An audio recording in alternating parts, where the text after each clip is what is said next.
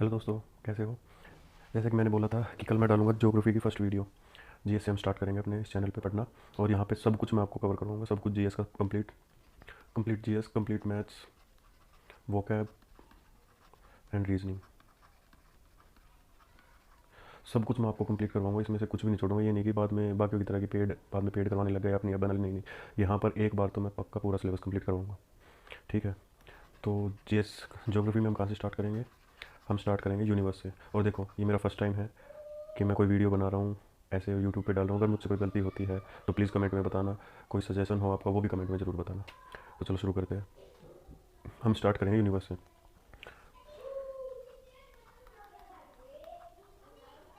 मेरी राइटिंग बहुत ख़राब है, प्लीज़ इसको इग्नोर करना। और पीछे से शोर भी बहुत आ रहा है, बट हमें तो पढ़ना है ना। ध्यान लगा के पढ़ेंगे, टेंशन मत लो। पढ़ाऊँगा, अच्छा कंटेंट मेरा अच्छा है क्योंकि मैं काफ़ी सालों से प्रिपेयर कर रहा हूँ, काफ़ी साल, और मेरे टेस्ट भी काफ़ी क्लियर है।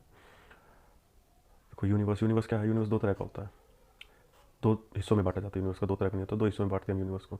एक वो जिसको हम जानते हैं, जिसका हम पता लगा चुका है कि ये इतनी गैलेक्सीज का यूनिवर्स है, जिसके बारे में साइंटिस्टों को पता है। और एक वो जिसका हमें पता ही नहीं है। और ऐसा बोला जाता है कि जिसका हमें पता है ना, वो काफ़ी कम परसेंट है बाकी बचे हुए का। यानी कि बहुत बड़ा यूनिवर्स है हमारा। और जिसका हमें पता है उसमें ही मिलियंस ऑफ गैलेक्सीज है। Millions of galaxies. और इस मिलियंस ऑफ गैलेक्सीज में, हर गैलेक्सी में मिलियंस ऑफ स्टार है।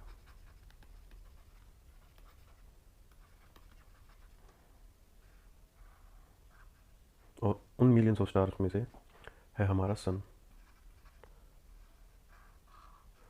और ये हमारा सन कौन किस गैलेक्सी के अंडर आता है। हमारी जो गैलेक्सी का नाम है वो है मिल्की वे गैलेक्सी। तो हमें जिसके बारे में पढ़ना है वो है मिल्की वे गैलेक्सी हमारी। और उस गैलेक्सी के अंदर मिलियंस ऑफ स्टार्स में से एक स्टार है सन। तो हमारा जो सिलेबस में आता है वो गैलेक्सी का तो इतना ही पूछते हैं कि हमारी गैलेक्सी कौन सी। तो हमारी galaxy milky way galaxy. And then आगे हम पढ़ेंगे सन के बारे में। ओके। ये देखिए, ये सब गैलेक्सीज है। ये हमारा यूनिवर्स है, ये डिफरेंट डिफरेंट गैलेक्सीज। ये हमारी मिल्की वे गैलेक्सी। अगर हम यूनिवर्स को ऊपर जाके देखेंगे तो सब छोटे छोटे लाइट्स जो है ना, ये सब स्टार्स है। इतनी कलरफुल तो नहीं लगती, थोड़ा ज़्यादा कलर डाल रखा, बट हाँ ऐसी ऐसी लगती है। हमारी सब गैलेक्सीज है। देखो, ये राउंड राउंड जो आपको दिख रहा है ना, और उसमें से हमारी एक मिल्की वे गैलेक्सी। ओके, ये रही। और इस गैलेक्सी में, हमारी मिल्की वे गैलेक्सी में मिलियंस ऑफ स्टार दिख रहे हैं ना आपको, मिलियंस ऑफ स्टार। उनमें से कहीं छोटा सा हमारा एक सन। ये जो मैंने लिखा यही नहीं है, बट हाँ ऐसा ही एक स्टार हमारा सन। कहीं बोल दो कि हाँ ये ऐसा ही है सर, आपने बताया था। नहीं, ऐसा नहीं है सर, नहीं। और मैं तो भाई हूँ आपका, भाई आपने बताया था। जो कि मैंने भी बताया, यूनिवर्स है। यूनिवर्स में मिलियंस ऑफ गैलेक्सीज है। हमारी गैलेक्सी का नाम मिल्की वे गैलेक्सी है। उस हमारी milky way Galaxy millions of stars है, और उसमें है हमारा सन और सन का सोलर सिस्टम। सोलर सिस्टम क्या है। सोलर सिस्टम कंसिस्ट करता है सन और 8 planets: Mercury, Venus, Earth, Mars, Jupiter, Saturn, Uranus, Neptune. कभी कभी बोला जाता है कि प्लूटो, पहले पढ़ाते थे ना मैं बचपन में, प्लूटो प्लूटो प्लेनेट नहीं है। प्लूटो ड्वार्फ प्लेनेट है। ड्वार्फ प्लेनेट क्या होते हैं ये मैं आगे आपको बताऊंगा। ठीक। तो फिर आप सोच रहे हो कि पहले हमें बचपन में क्यों पढ़ाते थे कि प्लूटो भी नो नो प्लेनेट होते, प्लूटो भी होता है। देखो क्या है, मेरे जो गुरुजी थे ना, तो थे क्या है अभी, वो बोलते हैं कि छोटे थे तब हमें इसलिए बताते थे इतना ही। पहले हमें लगता था कि sun rises in the east and sets in the west, है ना, यही पढ़ाते थे हमें। Sun rises in the east, sets in the west. But धीरे धीरे धीरे धीरे जैसे जैसे हम 8th 9th क्लास में हुए, तो हमें बताया गया कि सन तो वही है, हमारी धरती घूम रही है ना। तो वही है, फिक्र मत करो, धरती भी घूमेगी। बस आप देखते रहना, मज़ा आएगा।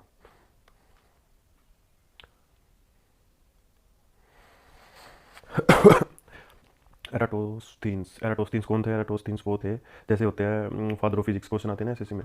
फादर ऑफ फिजिक्स कौन थे, कौन थे पता आपको। फादर ऑफ फिजिक्स नहीं पता। गैलीलियो गैलीली, ये मॉडर्न फिजिक्स के फादर बोला जाता है इनको। 2nd सेंचुरी बीसी में इन्होंने दिया था डिसिप्लिन ऑफ ज्योग्राफी। ज्योग्राफी क्या है, उसमें क्या क्या होता है, कैसी होती है, सब इन्होंने बताया था, एराटोस्थीन्स ने।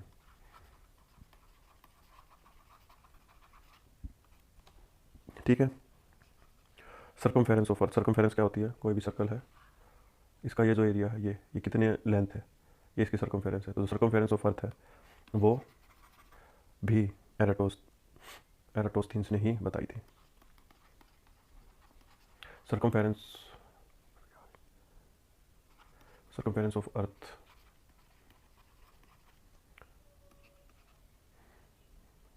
Tilt of earth axis.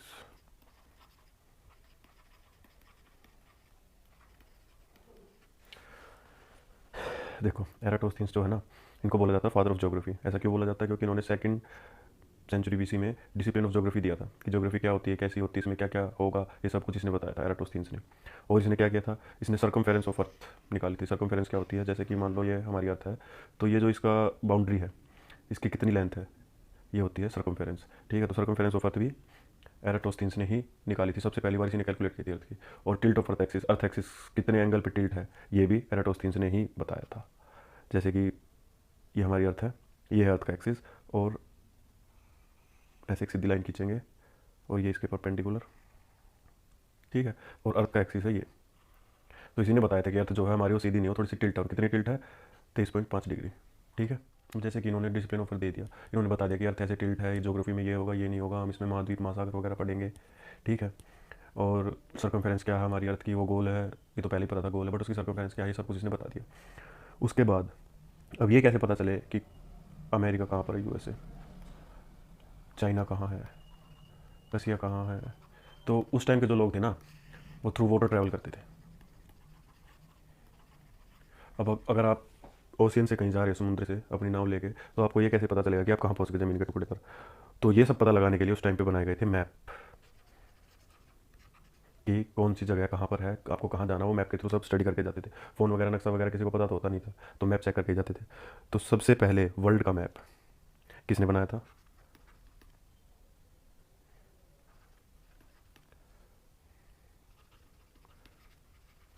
एनेक्सीमेंटो ने फर्स्ट वर्ल्ड मैप बनाया था।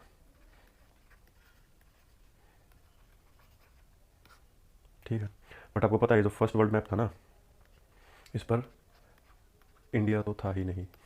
हमारे देश को, या जो भी उस टाइम पे हमारा था, जिसके अंडर इंडिया आता था, क्योंकि उस टाइम पे तो पाकिस्तान, अफगानिस्तान, ईरान, पारस तक हमारी इंडिया ही, हिंदुस्तानी बोला जाता था उसको।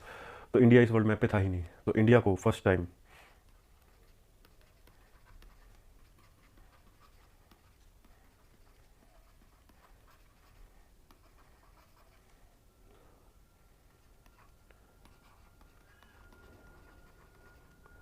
ये जो साइंटिस्ट है ना टोलेमी, ये पी जो है इसमें साइलेंट है, PTOLEMI, टोलेमी, इन्होंने फर्स्ट टाइम इंडिया को वर्ल्ड मैप पर शो किया था। इन्होंने वो मैप बनाया था कि जिसमें वर्ल्ड मैप जिसमें इंडिया भी था। ओके, अब इसके बाद आती है कि यूनिवर्स हमारा बना कैसे। उसके लिए काफ़ी थ्योरीज दी गई थी कि हमारा यूनिवर्स कैसे बना होगा, और ये हुआ होगा, वो हुआ होगा, जैसे सब कि ये जो यूनिवर्स है हमारा, ये बना कैसे, कैसे इतनी गैलेक्सीज, प्लैनेट, सन, मून, ये सब कुछ कैसे बना। तो उसके लिए डिफरेंट डिफरेंट टाइप की थ्योरीज दी गई। ठीक है, उनमें से कुछ जो इंपॉर्टेंट जो हमारे एग्जाम से पूछी जाती है वो है big bang theory, steady state theory और pulsating theory. Big bang theory क्या है? बिग बैंग थ्योरी में बताया गया कि पहले जो हमारा यूनिवर्स था ना, वो सिर्फ एक कैप्सूल बोल लो या फिर एक सर्कल, एक एरिया के अंदर था पूरा। सारी गैलेक्सीज वगैरह जो भी था सब कुछ कुछ नहीं था, सिर्फ एक सर्कल था उस टाइम पे। और इस सर्कल में किसी रीजन की वजह से, चाहे वो कुछ भी लगा लो, गैस रिएक्ट हुई, कुछ भी, बहुत बड़ा ब्लास्ट हुआ, जैसे दिखा रखा ना, ये सेंटर यहाँ से ब्लास्ट होकर सब कुछ निकल रहा है, और एक फोर्स जनरेट हुई जिसको बोलते हैं ग्रेविटी। ठीक है, और उस ग्रेविटी की वजह से जगह जगह पर सब पार्टिकल इकट्ठे होने लग गए, डस्ट पार्टिकल और गैसेस वगैरह, जिसकी वजह से सन और मून, प्लैनेट्स और डिफरेंट डिफरेंट गैलेक्सीज ये बन गई। ये थी बिग बैंग थ्योरी। मतलब मैंने शॉर्ट में बताया, वैसे बहुत बड़ी थ्योरी है ये थी क्या, ये बताने के लिए। ये दी किसने थी? जॉर्ज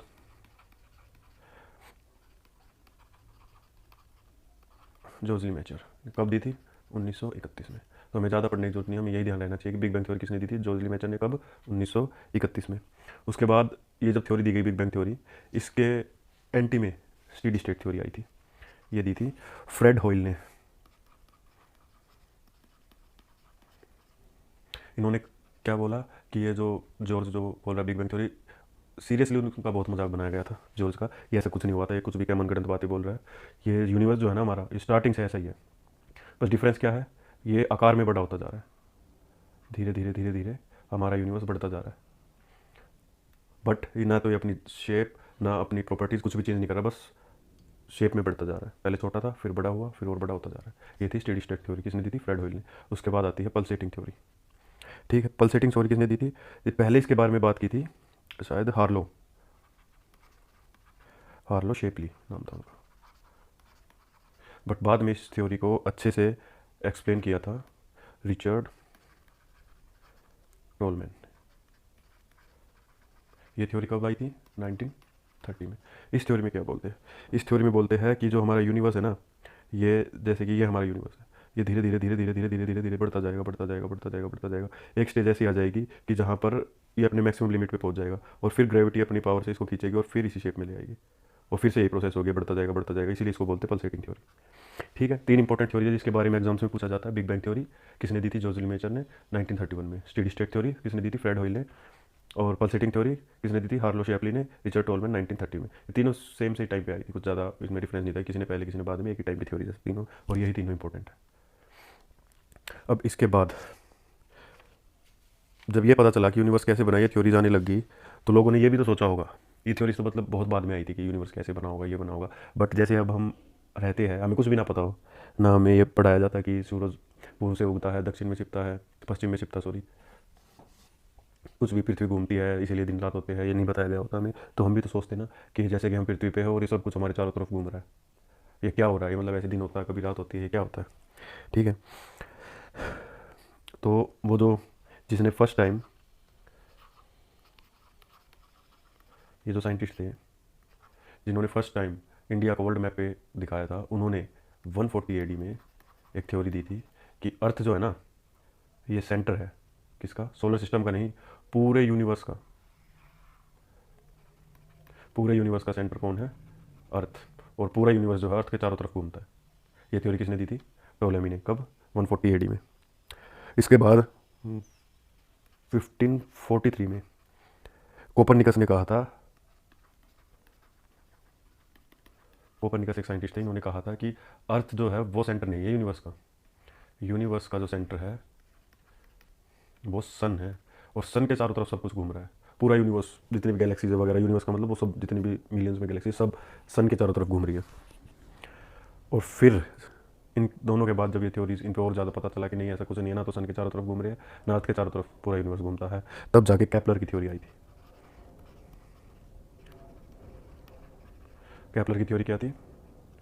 केपलर की थ्योरी थी कि ना तो अर्थ के चारों तरफ ना ही सन के चारों तरफ ये यूनिवर्स घूमता है।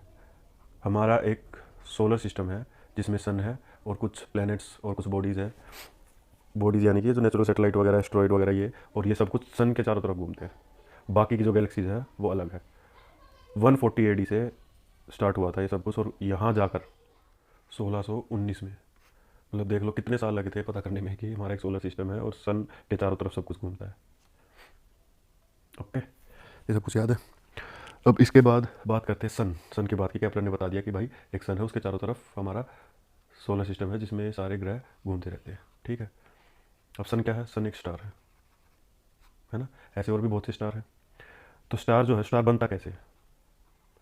भाई ठीक है, मान लिया बिग बैंग थ्योरी है, उसमें ब्लास्ट हुआ था। बिग बैंग थ्योरी को ही सबसे ज़्यादा माना जाता है कि हाँ वही सबसे सही है, जिससे ब्रह्मांड या हमारा यूनिवर्स बना था। ब्लास्ट हुआ, वहाँ पर ग्रेविटी फोर्स बनी, ग्रेविटी फोर्स ने अपने पास पार्टिकल्स, गैसेस वगैरह को अपनी तरफ खींचा, उसके वजह से डिफरेंट डिफरेंट चीज़, प्लैनेट्स, सन वगैरह बना। बट ऐसा क्या होता है कि स्टार सन बन गई, इसमें जितनी आग लगी हुई है, ये तो कुछ डिफरेंट ही चीज़ नहीं लगती आप लोगों को, है ना? तो ये कैसे बनता है स्टार बनने के? सबसे पहले देखो, dust plus gases plus gravity. Gravity force जो है ना, ये अपनी तरफ गैसेस को, डस्ट को अपनी तरफ अट्रैक्ट करती है, तो ये सब कुछ एक जगह इकट्ठा हो जाता है। जब ये एक जगह इकट्ठा हो जाता है तो उसको बोलते हैं प्रोटोस्टार।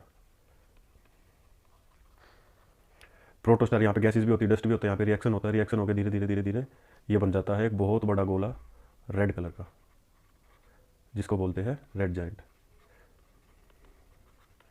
और रेड जाइंट में फिर रिएक्शन होके वहाँ पे आग लगनी स्टार्ट हो जाती है, गैसेस जैसे हाइड्रोजन, हीलियम वहाँ पे बर्न होनी स्टार्ट हो जाती है, कन्वर्ट होना स्टार्ट हो जाता है, फिर जाके बनता है वाइट ड्वार्फ। और उसके बाद बनता है स्टार। ऐसे बनता है हमारा स्टार। अब ये जो वाइट ड्वार्फ है ना,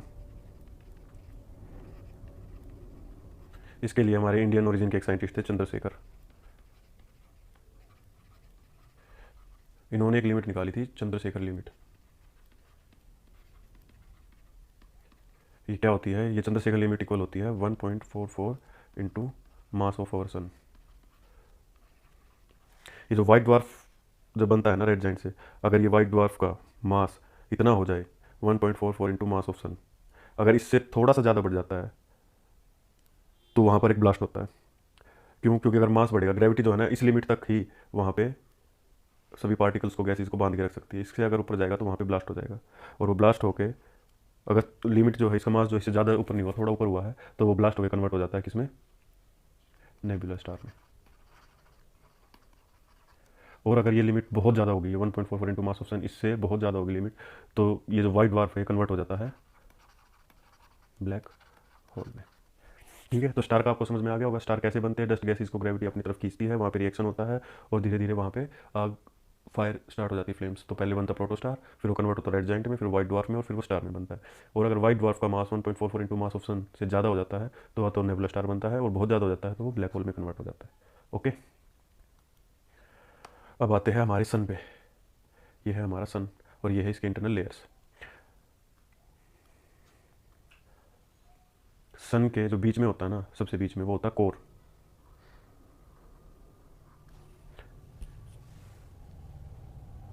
इस कोर में ही सारे रिएक्शन होते हैं। यहाँ पे क्या होता है कोर में, सन के कोर में? Hydrogen converts into helium. Hydrogen gas convert होती है हीलियम में। कैसे कन्वर्ट होती है? Nuclear fusion, bye nuclear fusion. ठीक है, उसके बाद आता है रेडिएटिव जोन, फिर कन्वेक्शन जोन, उसके बाद फोटोस्फेयर, क्रोमोस्फेयर, कोरोना। ये क्वेश्चन बहुत पूछा जाता है कि सन के आउटर लेयर को क्या बोलते हैं? कोरोना। ठीक है, ये याद रखना इंपॉर्टेंट है। और कोर के बारे में जो क्वेश्चन आता है वो मैंने बता दिया कि यहाँ पे हाइड्रोजन कन्वर्ट होती है हीलियम गैस में, किससे? न्यूक्लियर फ्यूजन से। ठीक है, सन जो है ना वो हमारी अर्थ से बहुत ज़्यादा बड़ा है। कितना बड़ा है? 13 इंटू 10⁵ टाइम्स ऑफ अर्थ। और जो सरफेस टेम्परेचर होता है, जैसे मैंने बताया ना कि आउटर लेयर को कोरोना बोलते हैं, सन के आउटर लेयर को, तो टेम्परेचर एट कोरोना कितना होता है? 6000 डिग्री सेल्सियस। ठीक है, अब देखो, जैसे कि मैंने बताया था कि स्टार है, ये हमारे सन है। सॉरी यार, जगह नहीं है यहाँ पे, पीछे बताता हूँ, एक सेकेंड। ये जो हमारा सन है, इसके सबसे क्लोजेस्ट स्टार पहले नंबर पर है प्रोक्सिमा सेंचुरी।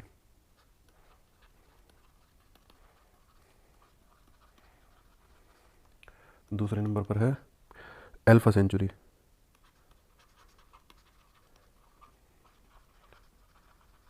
और तीसरे नंबर पर है बर्नार्ड स्टार।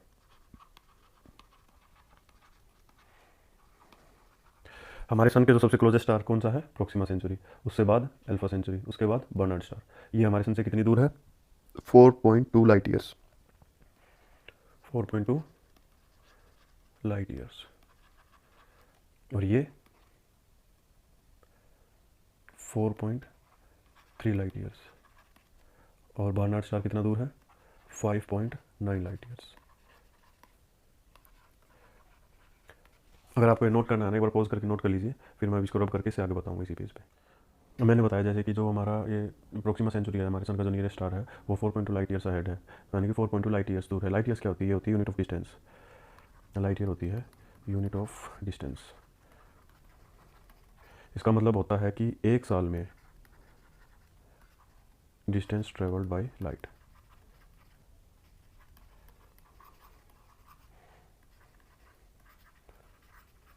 ओके, और एक साल में लाइट कितना डिस्टेंस ट्रेवल कर लेती होगी आपके हिसाब से? वो भी पूछा जाता है एग्जाम्स में। 9.4 इंटू 10⁻12 किलोमीटर।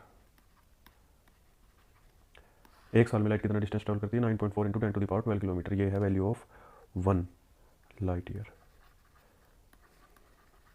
और वो जो प्रोक्सिमा सेंचुरी कितनी दूर है? 4.2 लाइट ईयर्स। इतनी ज़्यादा दूर है वो जो हमारा नियरेस्ट स्टार। और भी एक यूनिट और होती है एस्ट्रोनॉमिकल यूनिट, जो स्पेस में यूज़ की जाती है, 1 AU एस्ट्रोनॉमिकल यूनिट। ये किसके इक्वल होती है? ये होती है 150 मिलियन किलोमीटर्स। 150 million kilometres. आप सोच रहे हो कि 150 मिलियन का क्या मतलब हुआ? 150 मिलियन ही क्यों रखा, 200 क्यों नहीं, 250 क्यों नहीं? क्योंकि ये जो है 150 मिलियन, ये है average distance of Earth from सन।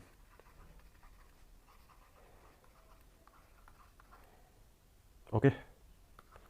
चीज़ और रह गई थी, time taken by light to reach Earth, यानी कि सन से जो लाइट निकलती है और जो पृथ्वी पर हमारे पास पहुंचती है सुबह सुबह, उसको कितना टाइम लगता है?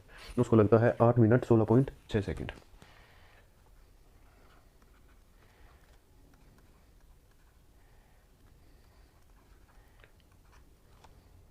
अब देखो, सन के बारे में हमने पढ़ लिया हमारे सोलर सिस्टम में। अब आ रही है प्लैनेट्स की। प्लैनेट्स 8 प्लैनेट बताए थे, Mercury, Venus, Earth, Mars, Jupiter, Saturn, Uranus, Neptune. Earth मैंने यहाँ पे क्यों नहीं लिख रखा? क्योंकि अर्थ में सारे प्लैनेट्स पढ़ के बाकी के साथ, उसके बाद अर्थ के बारे में पढ़ेंगे अच्छे से। अर्थ से थोड़े ज़्यादा क्वेश्चन आते हैं, इनके कंपैरिजन में ज़्यादा क्वेश्चन आते हैं, वैसे ज़्यादा नहीं।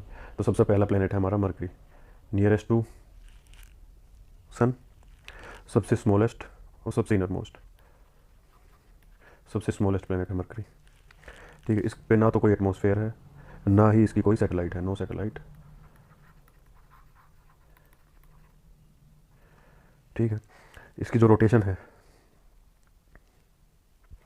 वो है अप्रोक्स 59 डेज में, और इसकी जो रेवोल्यूशन है वो है लगभग 88 डेज। ठीक है, जो मरकरी है इसकी पूरे पूरे सोलर सिस्टम में फास्टेस्ट रेवोल्यूशन है। फास्टेस्ट रेवोल्यूशन 88 डेज रेवोल्यूशन होता है, जिस स्पीड से कोई भी प्लेनेट सन के चारों तरफ घूमता है। और रोटेशन, जो प्लेनेट खुद अपने उस पर ही घूमता रहता है, उसको रोटेशन बोलते हैं। रेवोल्यूशन, सन के चारों तरफ घूमने को रेवोल्यूशन बोलते हैं। तो मरकरी के बारे में यही बातें थी। अगर कोई क्वेश्चन आएगा तो इन्हीं में से आएगा, जैसे कि सबसे स्मॉलेस्ट प्लेनेट मरकरी, इसकी कोई सैटेलाइट नहीं है, कोई एटमॉस्फेयर नहीं है, इसका रोटेशन 59 डेज में है, और ये जो पूरे सोलर सिस्टम में इसका सबसे फास्टेस्ट रेवोल्यूशन है, कितना? 88 डेज में। इसके बाद आते हैं वीनस। वीनस के तो बहुत क्वेश्चन आते हैं वीनस के, अर्थ की तरह ही वीनस के बारे में भी काफ़ी पूछे जाते हैं, क्योंकि इसके तो नाम बहुत सारे हैं। तो इसके बारे में जो इंपॉर्टेंट फैक्ट है वो मैं यहाँ पर लिख देता हूँ। इसको बोलते हैं हम evening star and morning star. Evening, morning star. ठीक है, और क्या बोला जाता है इसको? लूसीफर भी बोला जाता है इसको। लूसीफर का मतलब क्या होता है? लूसीफर का मतलब होता है लाइट ब्रिंगर। ठीक है, और इसके वीनस के अंदर ना ऑलमोस्ट 90 to 95% CO2 ही है, कार्बन डाइऑक्साइड। 90 to 90% CO2। जैसे इस पर कोई एटमॉस्फेयर नहीं है, तो इस पर कोई गैसेज ही नहीं है मरकरी में, सन के इतने पास है। और वीनस, वीनस में 90% CO2 प्रेजेंट है। और वीनस को क्या क्या बोलते हैं? ब्राइटेस्ट प्लेनेट भी बोला जाता है इसको, ब्राइटेस्ट प्लेनेट। सबसे पूरे सोलर सिस्टम का सबसे हॉटेस्ट प्लेनेट भी यही है।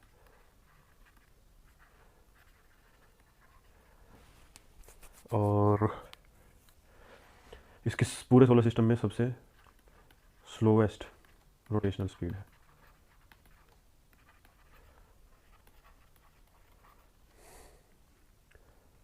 और एक चीज़ और, जितने भी प्लेनेट हैं हमारे 8, उसमें से 6 प्लेनेट जो है वेस्ट टू ईस्ट रोटेट करते हैं, और वीनस और एक प्लेनेट और है, उसके बारे में आगे बताऊंगा, ये ईस्ट टू वेस्ट रोटेट करते हैं।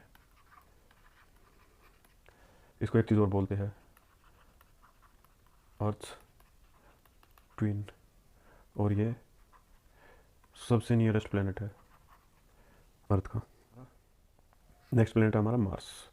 मार्स के बारे में कुछ फैक्ट बता देता हूँ। इसको बोलते हैं रेड प्लेनेट।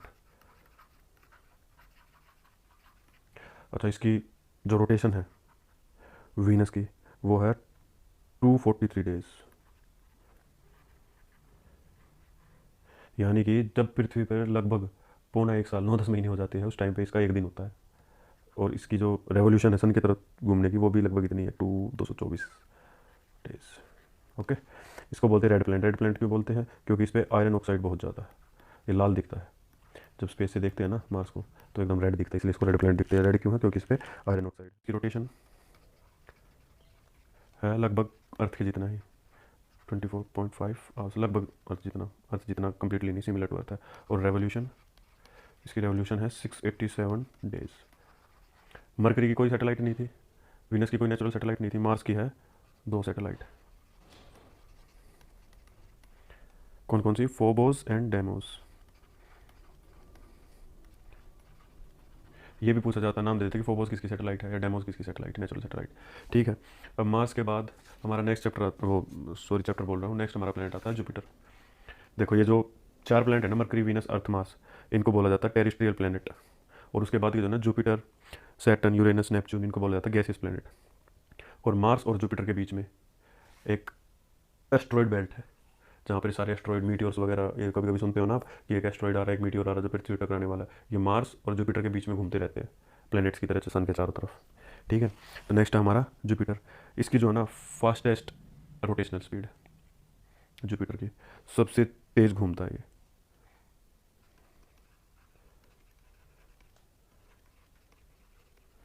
कितनी देर में? 9.8 आवर्स। 9.8 आवर्स में इसका एक चक्कर लग जाता है, यानी कि हमारे आधे दिन से भी कम में ये घूम जाता है। और ये सबसे बड़ा प्लेनेट है जिसमें, मतलब अगर आप अंदाज़ा लगाओ कि कितना बड़ा है, कि बाकी 7 प्लेनेट का आप मास को सम कर लीजिए, उससे भी 2.5 गुना ज़्यादा जुपिटर का मास है। और ये इतनी तेज़ घूमता है, इसकी फास्टेस्ट रोटेशन है, 9.8 आवर्स में घूम जाता है। और इसकी रेवोल्यूशन कितनी है? इसे जो मतलब सन के चारों तरफ कितनी देर में चक्कर लगाता है? 11.8 ईयर्स लगते हैं इसको सन के चारों तरफ एक चक्कर लगाने में। पृथ्वी के 11.8 साल लगते हैं इसमें। ठीक है। इसकी सैटेलाइट कितनी है? फिलहाल 67। ये चेंज होती रहती है, कोई दिख जाती है, कभी कोई चली जाती है। तो फिलहाल जो इसकी लेटेस्ट देखी गई थी जुपिटर की, वो 67 सैटेलाइट देखी गई थी। इसकी जुपिटर की और सैटर्न की चेंज होती रहती है, कभी इसकी ज़्यादा हो जाती है, कभी उसकी ज़्यादा हो जाती है सैटेलाइट। ठीक है। इसमें से सबसे ज़रूरी सैटेलाइट जिनके बारे में पूछा जा सकता है वो है यूरोपा, कैलिस्टो एंड गैनीमेड।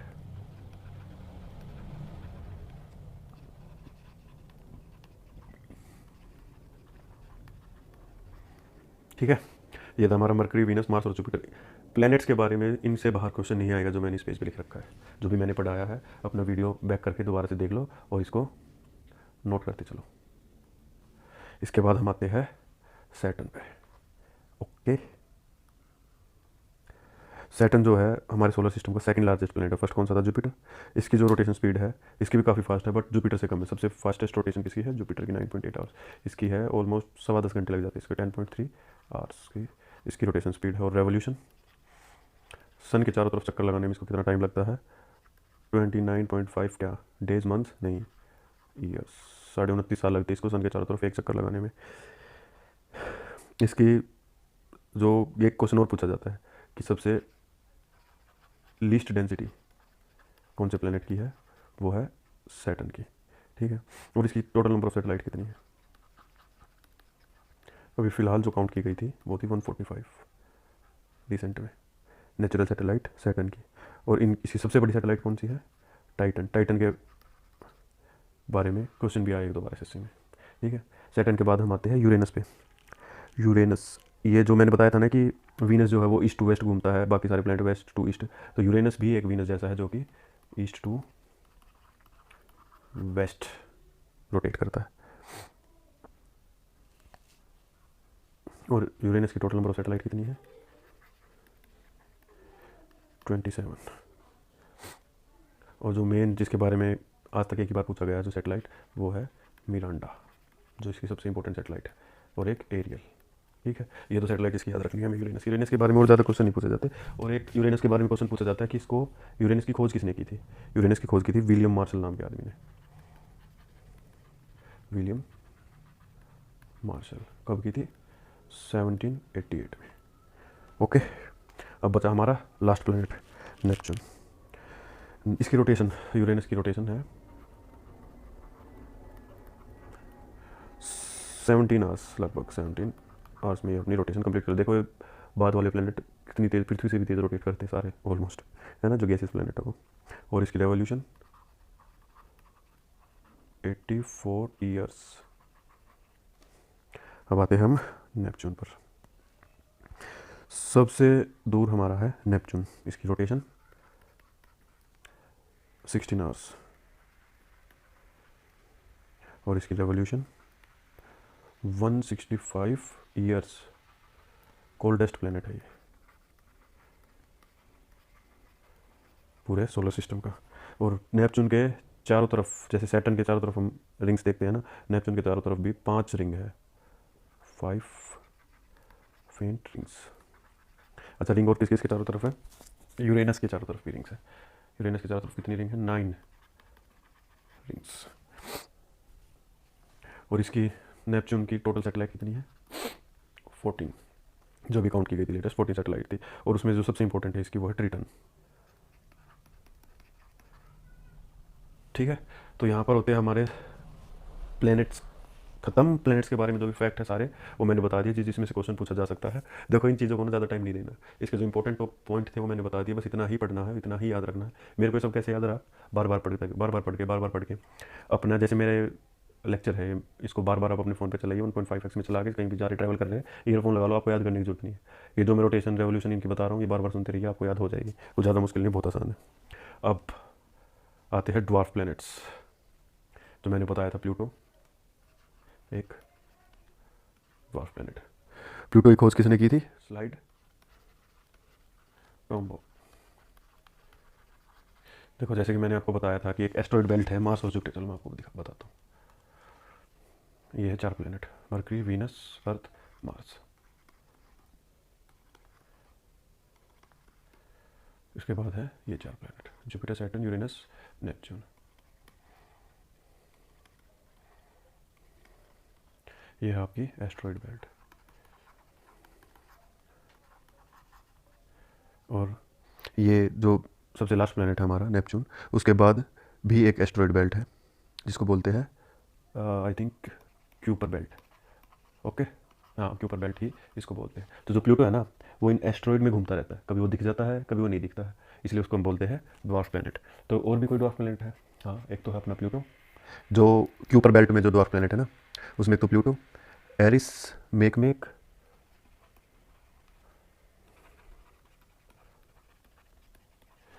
हाँ, यही इंपॉर्टेंट है। वैसे तो बहुत है, बट जो इंपॉर्टेंट है क्यूपर बेल्ट में नेपच्यून के बाद जो है Pluto, Eris and Makemake dwarf planet. अब क्या एस्ट्रॉइड बेल्ट में भी कोई ड्वार्फ प्लैनेट है? हाँ है। एस्ट्रॉइड बेल्ट में जो ड्वार्फ प्लैनेट है उसका नाम है सीरिस, याद रखना है। ठीक है, अब आते हैं हम अर्थ पे। बाकी सारे प्लैनेट कवर कर लिए, उनके फैक्ट कवर कर लिए। एस्ट्रॉइड बेल्ट में ड्वार्फ प्लैनेट कवर कर लिया, सीरिस, और क्यूपर बेल्ट में प्लूटो, एरिस, मेकमेक, सब कवर हो चुका है। अब हमारी आती है लास्ट प्यारी दुलारी अर्थ। अर्थ के बारे में जो फैक्ट कुछ इंपॉर्टेंट है, कुछ इंपॉर्टेंट नहीं है, बट मैं आपको बताते हुए चलता हूँ। सबसे पहले तो अर्थ की एज कितनी हो चुकी है? ऑलमोस्ट 4.6 बिलियन ईयर्स पुरानी हमारी अर्थ। अर्थ का मास कितना है? 5.9 इंटू 10⁻24 kg। मतलब देख रहे हो, 5.9 इंटू 10⁻24 kg अर्थ का मास है। और अर्थ के साथ बाकी 7 प्लैनेट को मिला ले, उसको 2.5 गुना कर दे, उतना अकेला जुपिटर है। मतलब आप समझ सकते हो। जो एक पूछा जाता है कि सबसे लीस्ट डेंस प्लैनेट, मैंने बताया था आपको, होता है सैटर्न। ठीक है, सबसे लीस्ट डेंस था सैटर्न, और सबसे हाईएस्ट डेंस प्लैनेट है मोस्ट डेंस प्लैनेट अर्थ। ये क्वेश्चन आता है कि सबसे ज़्यादा डेंसिटी किस प्लैनेट की? अर्थ की है। और ये पूछे कितनी डेंसिटी है, तो जो मीन डेंसिटी है अर्थ की 5.513 ग्राम पर सेंटीमीटर क्यूब। ग्राम पर सेंटीमीटर क्यूब डेंसिटी नापने की यूनिट है। और मैंने मीन डेंसिटी क्यों बोला 5.513? क्योंकि भाई देखो, क्रस्ट की अलग है, मेंटल की अलग है, कोर की अलग है, तीनों की अलग अलग है। तो जो तीनों का मीन डेंसिटी है वो है 5.513 ग्राम पर सेंटीमीटर क्यूब। सबसे ज़्यादा डेंस प्लैनेट हमारा पूरे सोलर सिस्टम में है अर्थ। और इसके बारे में क्वेश्चन पूछ सकते हैं, इसकी शेप पूछते हैं, अर्थ की शेप कैसी है? ना तो सर्कुलर है ना स्फेरिकल है, इसकी शेप को बोलते हैं ओब्लीट स्फीरोइड। ठीक है, रोटेशन टाइम कितना है अपनी अर्थ का? ये तो सबको ही पता होगा, 24 घंटे का दिन होता है। 24 का नहीं होता भाई 23 आवर्स और 56 मिनट्स एंड 4 सेकेंड का रोटेशन टाइम है हमारी अर्थ का। इतने 23 घंटे 56 मिनट और 4 सेकंड का ही एक दिन होता है, इसीलिए फेब में 4 साल बाद लीप ईयर आता है इसको कंप्लीट करने के लिए, इस टाइम को जो बच के 24 घंटे में से। ठीक है, रेवोल्यूशन कितनी है? 365 डेज। यार एक तो मेरी राइटिंग इतनी ख़राब है ना, बहुत ज़्यादा। 5 आवर्स एंड 48 मिनट्स। इसके बाद कुछ सेकंड भी होते हैं, आई थिंक 49 सेकंड। ये है रेवोल्यूशन टाइम अर्थ का। और हाईएस्ट रिकॉर्डेड टेम्परेचर भी पूछ सकते हैं, हाईएस्ट टेम्परेचर अर्थ पे कितना होता है। आई थिंक आज तक 58 डिग्री सेल्सियस ही नापा गया है अर्थ पे हाईएस्ट टेम्परेचर, जो कि अजीजिया अजीजिया करके एक प्लेस था, अल अजीजिया में नापा गया था। हाईएस्ट टेम्परेचर 58 डिग्री सेल्सियस तक ही गया। ऑर्बिट स्पीड, सन के चारों तरफ घूमने की स्पीड कितनी है अर्थ की, वो है 29.8 किलोमीटर पर सेकेंड। देख रहे हो विनोद, 29.8 किलोमीटर पर सेकेंड की स्पीड से अर्थ सन के चारों तरफ घूमती है। इतनी स्पीड है अर्थ की, और हमें पता चलता है ये भी घूम भी रही है और कितनी स्पीड से चल रही है। तो देखो, और इसकी जो एक सैटेलाइट अपनी अर्थ की एक ही सैटेलाइट है जिसको कि हम बोलते हैं मून। मून के बारे में अर्थ के बाद पढ़ेंगे, ठीक है। और जो मैंने बताया था कि अर्थ का जो कितनी टिल्ट है वो हमारे फादर ऑफ ज्योग्राफी एराटोस्थीनियस ने निकाला था। तो कितने डिग्री से टिल्ट है अर्थ? 23.26 डिग्री से टिल्टेड है।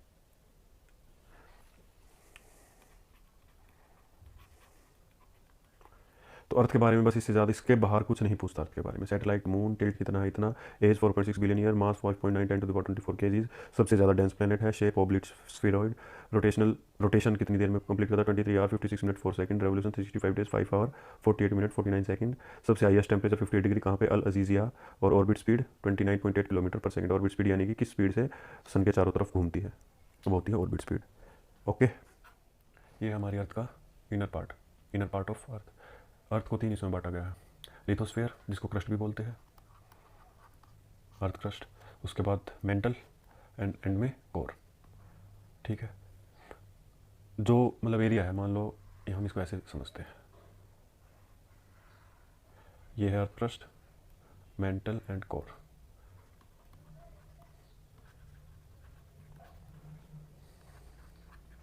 तो जो लाइन क्रस्ट और मेंटल को डिवाइड करती है उसको क्या बोलते हैं? मोहोरवीसिक डिसकंटिन्यूटी लिखा है ना, मोहो डिसकंटिन्यूटी, इसका पूरा नाम है मोहोरोवीसिस डिसकंटिन्यूटी। और जो मेंटल और कोर को बीच में लाइन डिवाइड करती है कि भाई यहाँ तक मेंटल, इसके बाद कोर स्टार्ट हो जाएगा, उसको बोलते हैं गुटेनबर्ग डिसकंटिन्यूटी। ये गुटेनबर्ग डिसकंटिन्यूटी। अब जो क्रस्ट है, मेंटल है, कोर है, इनको भी दो हिस्से में बांटा गया है, अपर क्रस्ट, लोअर क्रस्ट।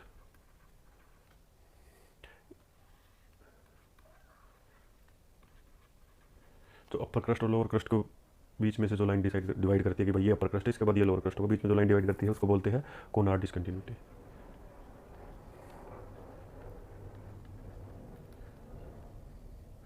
ऐसे ही मेंटल को दो हिस्से में बांटा गया है, अपर एंड लोअर। और upper mantle and lower mantle को जो दो हिस्सों में डिवाइड करती है उसको बोलते हैं रैपिटी, REPETTI, रैपिटी डिसकंटिन्यूटी। जैसे कि ये दिखा रखा है यहाँ पे, ये अपर मेंटल एंड ये लोअर मेंटल को डिवाइड करती है। ये गुटेनबर्ग डिसकंटिन्यूटी के बाद कोर स्टार्ट हो जाता है। जैसे कि कोर होता है अपर क्रस्ट, होता है अपर क्रस्ट लोअर क्रस्ट, मेंटल होता है अपर मेंटल लोअर मेंटल, ऐसे ही कोर होता है आउटर कोर और इनर कोर। और इन दोनों को जो डिवाइड करती है उसको बोलती है लेहमैन डिसकंटिन्यूटी, ठीक है। और जो डेंसिटी होती है ना अर्थ की, मैंने बताया था ना, इसकी 5.5 जो मीन डेंसिटी हम लेते हैं, सबसे डेंस प्लेनेट होता है। बट जो जैसे मीन डेंसिटी में बता रहा था कि वो लोग तीनों का एवरेज, कोर की जो डेंसिटी होती है ना वो होती है 13.6 ग्राम पर सेंटीमीटर क्यूब। इसीलिए हमें एवरेज डेंसिटी तीनों की अलग होती है, कोर की, फिर मेंटल की, एंड फिर क्रस्ट की। ठीक है, आज के लिए इतना ही। कल का हम स्टार्ट करेंगे मून के साथ पढ़ना, एंड धीरे धीरे फिर अर्थक्वेक, वोल्केनोज एंड ये सब भी कवर करेंगे। थैंक यू एंड अगेन, मेरे से जितनी भी गलती हुई उसके लिए सॉरी, क्योंकि मेरी फर्स्ट वीडियो है। और आपके जो सजेशन होंगे उसका वेट करूँगा मैं और रिप्लाई भी करूँगा। प्लीज़ कमेंट करके बताना कि मैं क्या क्या चेंज कर सकता हूँ। Thank you.